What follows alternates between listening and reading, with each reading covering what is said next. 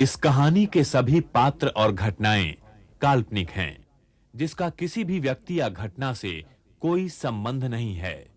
यदि किसी घटना के साथ इसकी समानता होती है, तो इसे मात्र एक संयोग कहा जाएगा।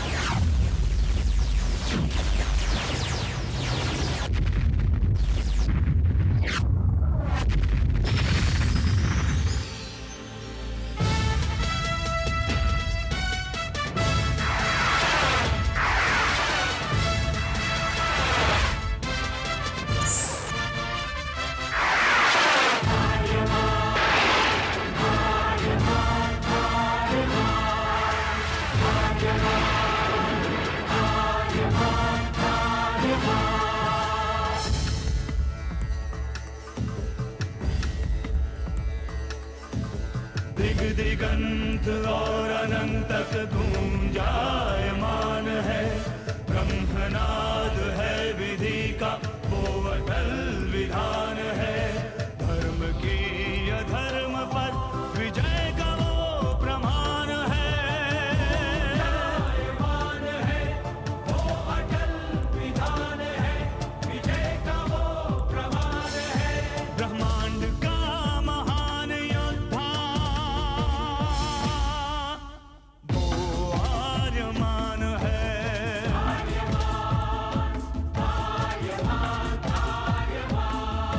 ब्रह्मांड का महान योद्धा वो आर्यमान है। आर्यमान है।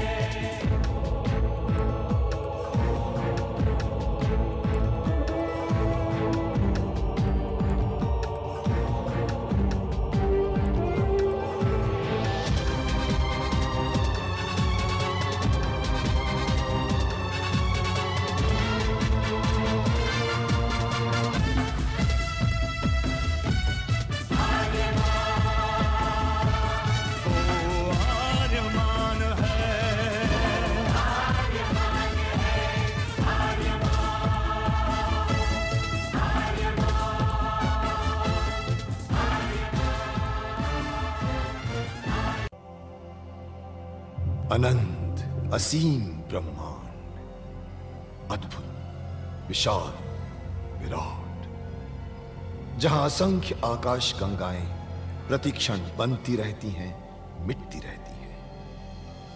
हर आकाश गंगा में होते हैं अनगिनत तारे, अनेकों सूरज, और सूरज के साथ होता है अपना सौर मंडल, जिसमें रहते हैं अनेकों ग्रह। न जाने कितने सूरज चमके और बुझ गए, न जाने कितने तारे चमके और खो गए, न जाने कितने ग्रह, कितनी पृथ्वियां, कितनी सभ्यताएं बनी, बढ़ी और खो गई समय की इस अनंत धारा में। इन्हीं अनजानी परंतु अमर गाथाओं में से एक है महागाथा ब्रह्मांड के योद्धा आर्यमान की। बहुत समय पहले पृथ्वी से लाखों प्रकाश वर्ष दूर आर्याना आकाश गंगा में एक ग्रह था, थार।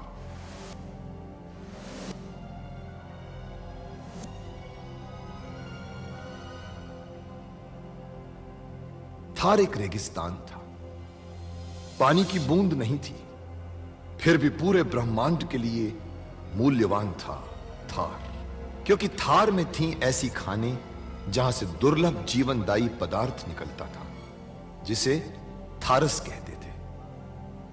यह किसी भी ग्रह की जहरीली से जहरीली हवा को भी रासायनिक प्रक्रिया से प्राणवायु बना देता था, जीने के लायक बना देता था। कहावत थी, थारस जिसके वश में, पूरी आकाश गंगा उसके वश में। आर्याना आकाश गंगा की संरक्षक संस्था ओमियान के नियमों के अनुसार थारस को कोई भी व्यक्ति अपने वश में नहीं कर सकता था। यहां तक कि थार ग्रह का राजा जारांत भी नहीं। राजा होते हुए भी जारांत अपना राज्य गणतंत्र प्रणाली से चलाता था। खानों से निकलने वाले थारस का 25% भाग ही थार ग्रह के हिस्से में आता था। बाकी का हिस्सा ओसेक अंतरिक्ष संगठन में चला जाता था। ओसेक आरियाना आकाश गंगा के व्यापारियों का संगठन था और जिसका संचालन अंतरिक्ष में बनाए गए एक कृत्रिम ग्रह ओसेक से होता था। मगर ओसेक संगठन में कई व्यापारी ऐसे भी थे जो अति महत्वाकांक्षी थे, जो पूरे ब्रह्मांड में अपना आधिपत्य स्थापित करना चाहते थे। परंतु जब तक ओमियान था तब तक कोई कुछ नहीं कर सकता था। ओमियान अंतरिक्ष के लोगों की संरक्षक संस्था थी जो अंतरिक्ष के निवासियों के हितों का पूरा ध्यान रखती थी और अपनी शांति सेना के द्वारा संपूर्ण ब्रह्मांड में शांति और व्यवस्था बनाए रखती थी। इसी ओमियान संस्था का अध्यक्ष था महान होशिंग। होशिंग जिस ग्रह पर रहता था उस ग्रह का नाम था गुरुक्षेत्र, जहां आज छिड़ी हुई है एक महाजंग।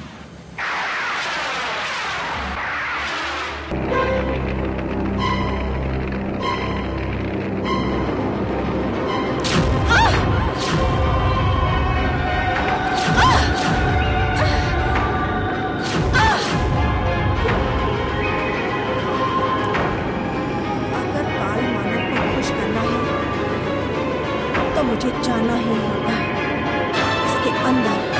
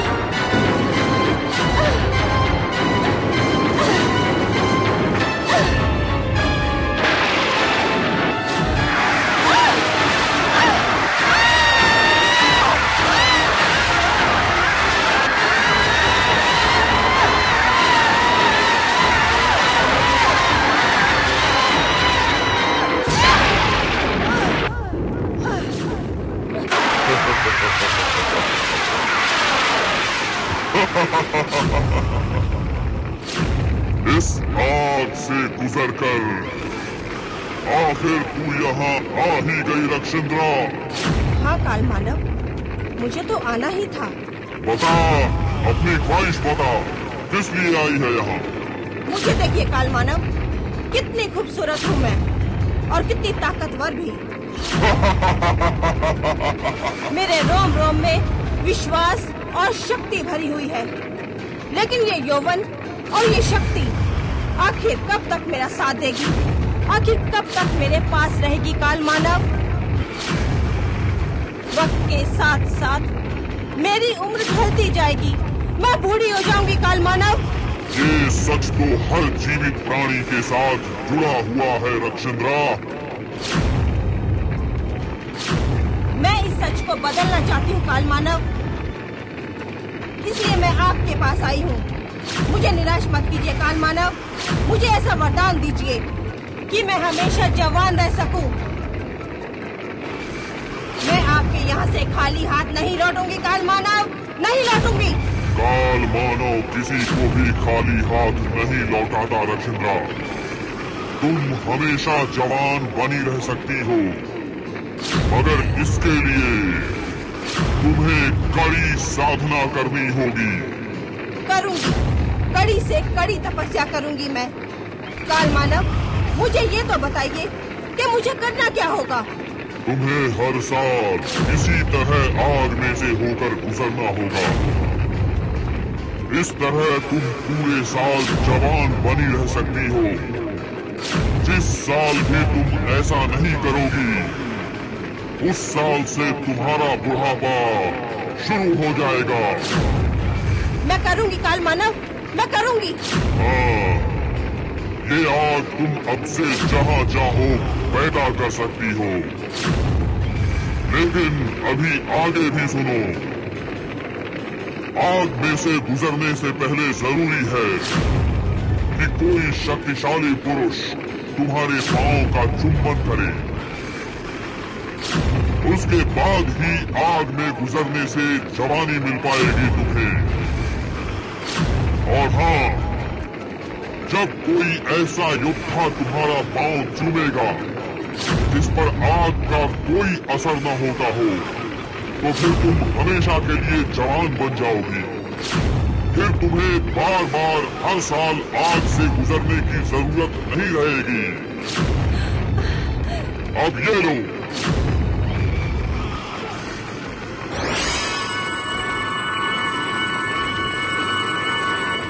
इस मायावी यंत्र से तुम जिसको भी चाहो अपने वश में कर सकती हो।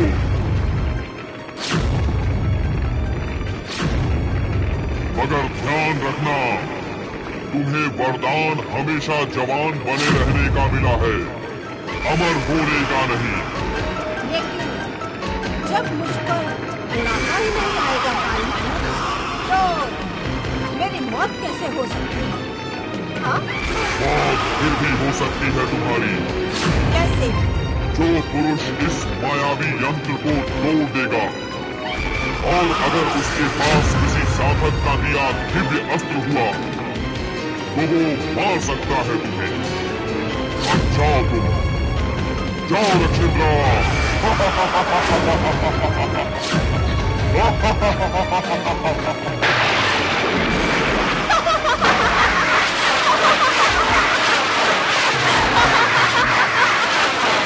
तब से लेकर आज तक मैं हर साल किसी शक्तिशाली पुरुष से अपना पांव चुमवाती हूँ और इस आग से गुजरकर हमेशा जवान बनी रहती हूँ। मगर अब मुझे ऐसा नहीं करना पड़ेगा, क्योंकि तुम जो मिल गए हो, तुम पर आग का कोई असर नहीं होता। अब तुम समझे आर्यमान, मैं तुम्हें यहाँ क्यों लेकर आई हूँ? चलो अब जल्दी से मेरा पैर चुमो, मैं इस आग में जाने को बेसब्र हो रही हूँ। आओ आर्यमान, आओ। तुमने ये सोच भी कैसे लिया कि मैं ऐसा कर सकता हूँ?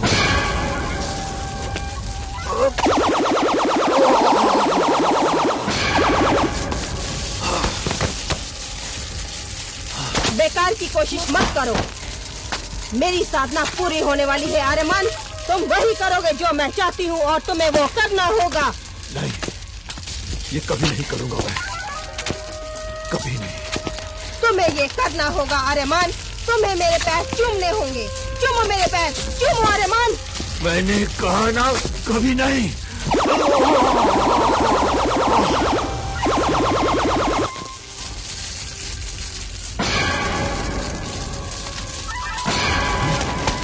अभी भी दिव्य अस्त्र पाना चाहते हो आर्यमान? ये लो।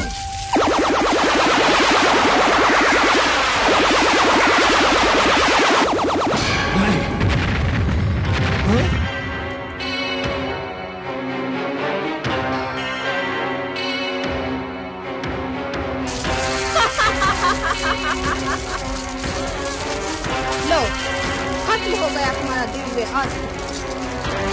इसी दिव्य अस्त्र से तुम मुझे खत्म करने आए थे ना? अब तुम खुद खत्म हो जाओगे, लेकिन उससे पहले तुम मेरे पैर चूमो। आओ, आओ आर्यमान, चूमो मेरे पैर, आओ। चंद्रा, तुम्हारा ये सपना कभी पूरा नहीं होगा, कभी पूरा नहीं होगा।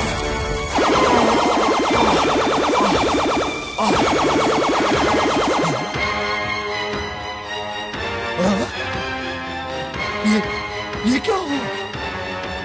ये कैसे हो सकता है? रक्षिंद्रा ने दिव्य अस्त्र को नष्ट कर दिया। आर्यमान दिव्य अस्त्र पहनने के बाद भी क्यों कमजोर पड़ गया रक्षिंद्रा किसान? क्यों?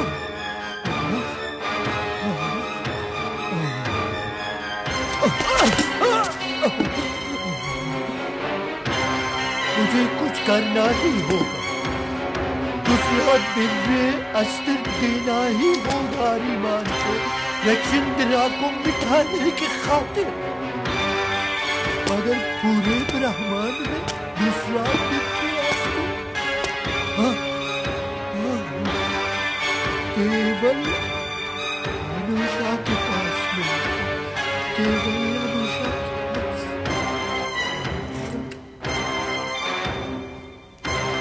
अनुषा, तो क्या मुझे इस जीवन में दोबारा अनुषा से मिलना होगा? मैंने तो उससे न मिलने की कसम खाई। ब्रह्मांड को बचाने की खातिर उसके पास जाना ही होगा।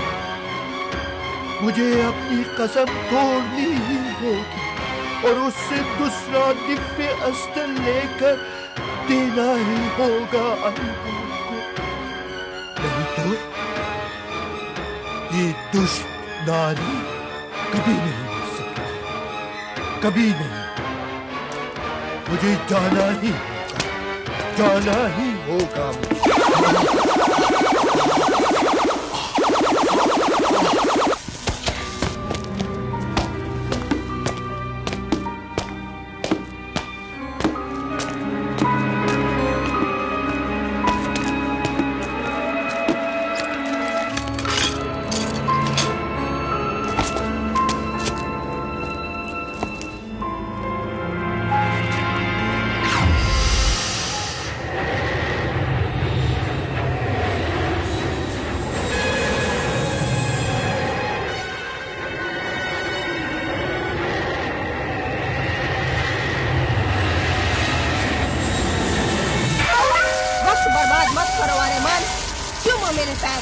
जल्दी करो, मुझे इस आग में जाना है और इस आग में जाकर ही मैं हमेशा हमेशा के लिए जवान बनी रह सकती हूँ। आओ आर्यमान, यही आग मुझे जवान बनाएगी, जवान हमेशा के लिए। चुमो आर्यमान, मेरे पैर चुमो।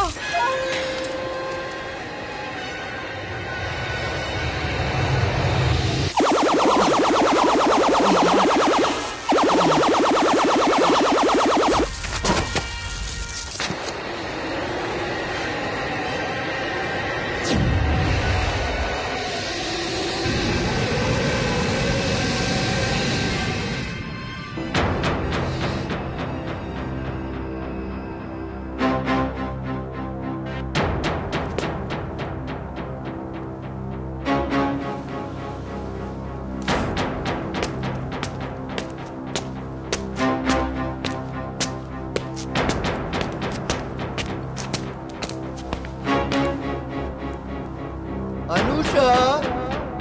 अनुषा!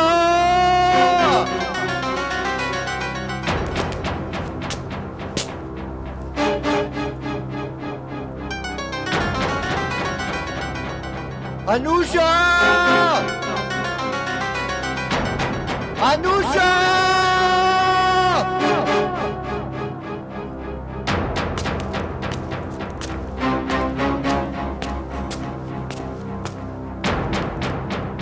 अनुषा!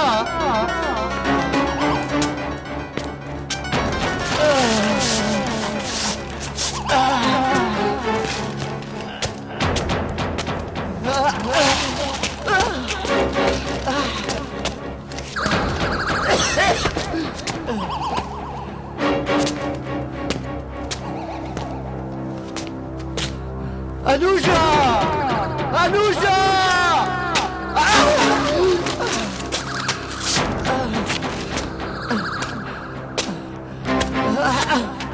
अनुषा! अनुषा!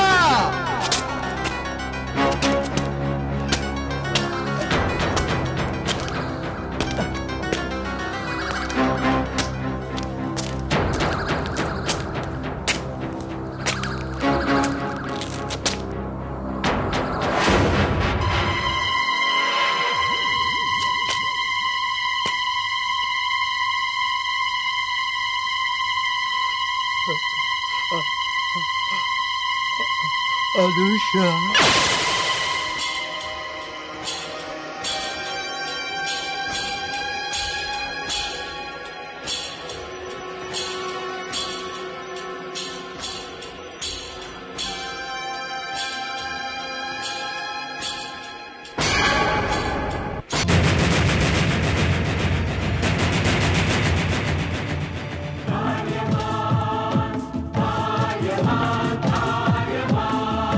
ब्रह्मांड का महान योद्धा वो आर्यमान है।